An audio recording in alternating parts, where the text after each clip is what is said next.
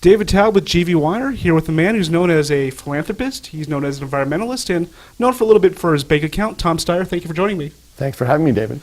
We are approaching the first 100 days of President Trump's administration, and you've been an outspoken critic. I want to get your thoughts, first 100 days of President Trump.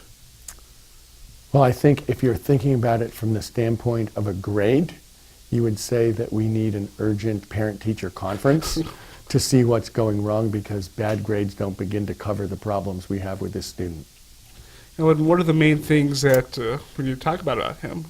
Well, I think there's multiple vectors on which this administration is failing. Let's start with the basic fact that they're going after American rights, the rights of Americans, whether it's the immigration, the attack on immigration rights, whether it's going after women's rights.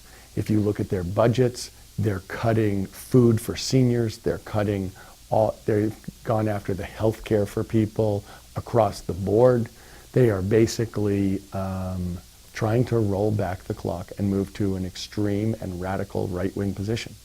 So for starters, what they stand for, I think people in California, including myself, find exactly contrary to what we believe in. And then there's the question of how effective they are. And what we've seen is an administration that's in turmoil. Now, the big one that you mentioned briefly is immigration. I mean, how do you balance a sovereign nation's rights to declare, who gets to come into the country, who gets to immigrate or not, versus protecting from outsiders, from possible terrorists that you don't want coming to your country? So how do you find that right balance while protecting American rights? Well, I think the principle that we should start with is that a country that depends on the labor of immigrants should provide a path to citizenship, and if it doesn't, it's unjust.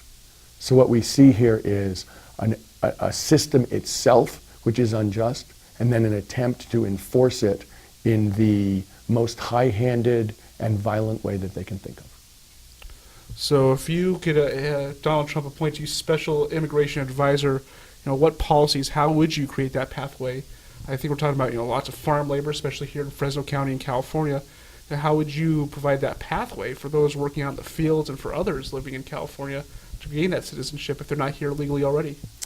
Well, I think if you look at the people who work in the fields in California and have worked there for decades or longer, the fact of the matter, what we see is their rights have been trampled on traditionally in ways that are almost unimaginable.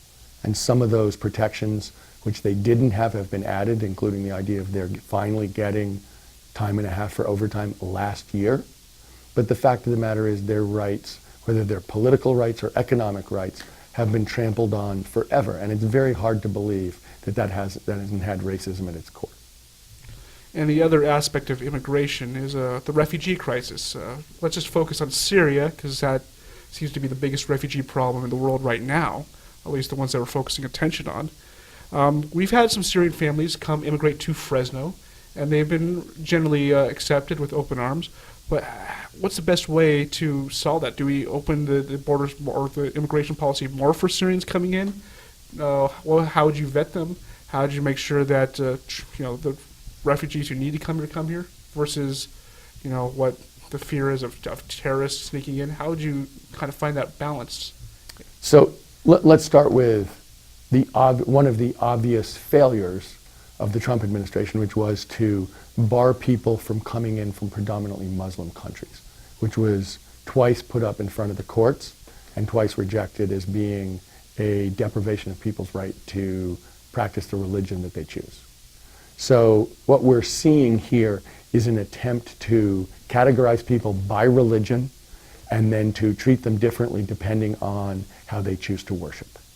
So what we've seen in the past and what the Obama administration did in terms of refugees was to go through very extensive vetting processes, which were already in place to make sure that the people who we were letting in were refugees and were not people who are going to be dangerous for the citizens of the United States. And that's a process which was in place, working, and the Trump administration decided that in fact they needed to discriminate specifically against Muslims.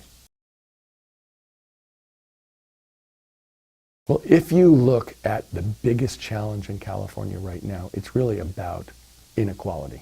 It's about inequality in terms of income, inequality in terms of benefits and healthcare,